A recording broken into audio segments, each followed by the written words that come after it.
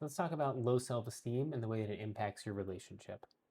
What I often see in my couples therapy practice is the dynamic of two people, one of whom is suffering from low self-esteem, and that's causing a bunch of issues to come up in the relationship. Now, low self-esteem doesn't start in relationships usually. Sometimes it does because you've just been worn down by a partner who's overly critical or abusive. That can happen. But often it rears its ugly head in childhood when you have an inconsistent primary caregiver or that person is overly critical of you. And so, because of that, you develop an internal narrative of, I'm not enough.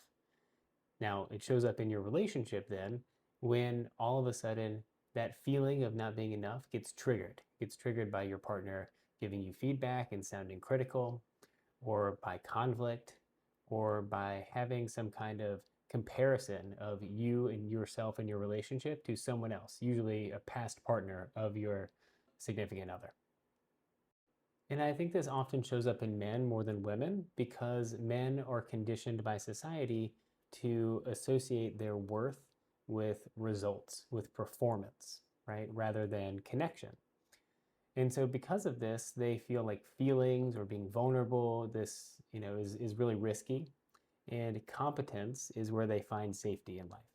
So when that sense of competence gets poked by their partner pointing something out that they are unhappy with, or that they're doing wrong in the relationship, or that they are not living up to the standard for, and that poking happens again and again, then they start to see everything all of a sudden through that lens of, I'm not good enough, I'm not doing well enough in this relationship. And that can begin to accelerate or accentuate that feeling of inadequacy, that feeling of not being enough. And that low self esteem is usually not just present in the relationship, it's usually present in other places too, like work or other relationships.